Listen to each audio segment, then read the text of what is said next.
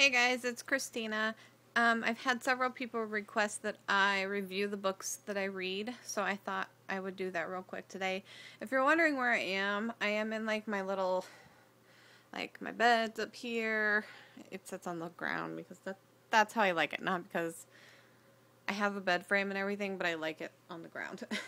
Anyway, I'm sitting like in my little book corner, so this is my carpet. It's old, but it's clean. I promise. um, anyway, this is like my little book corner.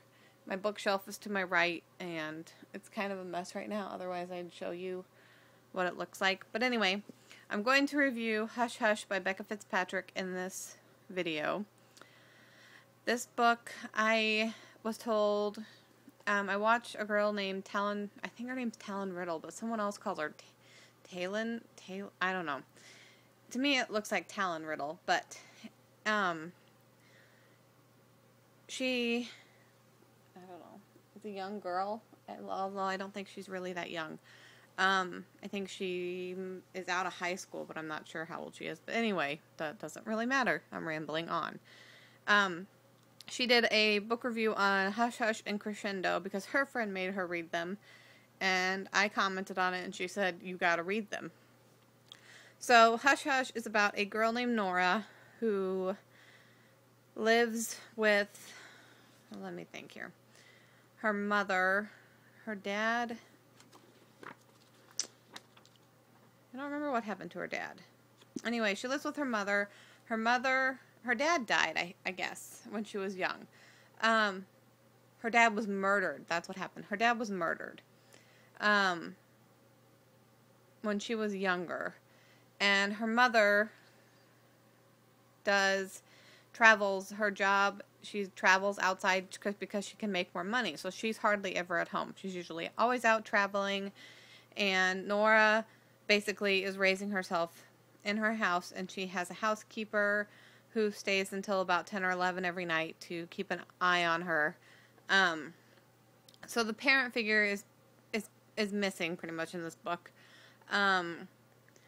Nora is in high school. The book starts out with her and her friend V, who is another main character in the book, and they're in biology, and the biology teacher, it turns into, it's sex ed week or whatever, and the biology teacher starts to mix up lab partners, and V and Nora have been lab partners all through biology, and he separates them and moves Patch, who I assume is this guy on the cover, up to be Nora's new partner. Patch is the dark, new kid.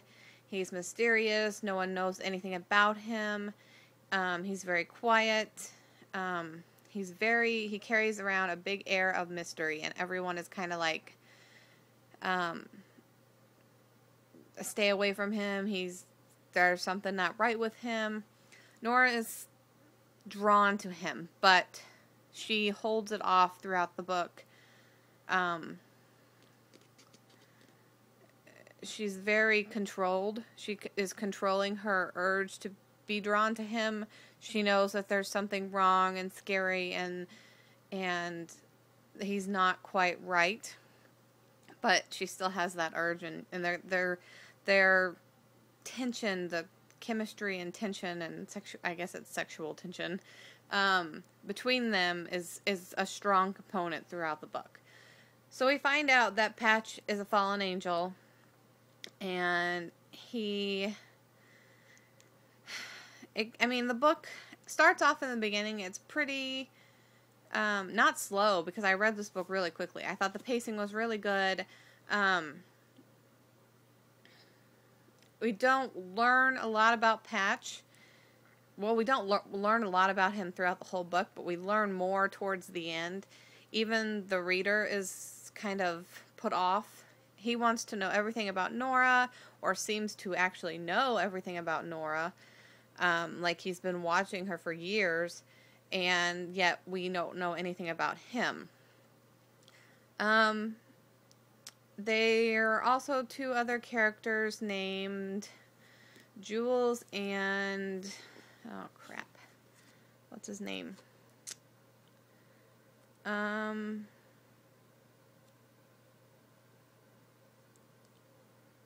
Jules and Elliot. Elliot and Jules. They come in about, I don't even think it's middle. I think it's before the middle.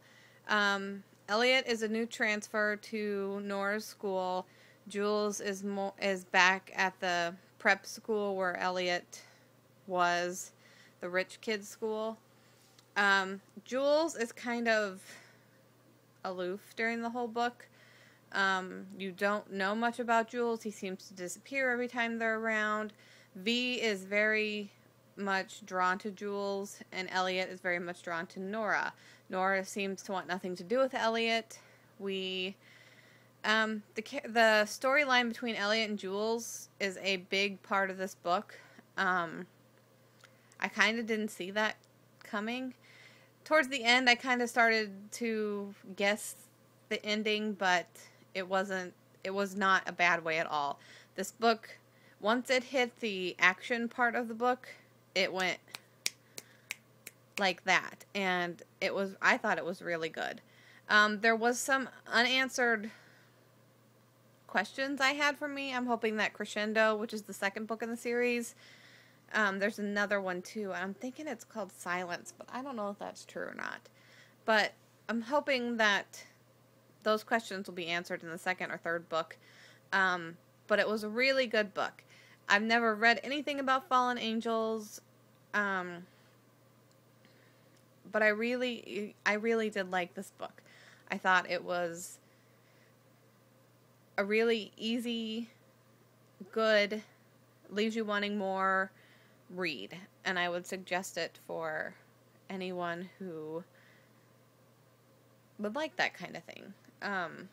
Don't let the fallen angel thing scare you, because I think a good book doesn't center around the fact that he's a fallen angel. I think a good book centers around the storyline, and the little dashes of the fallen angel come up.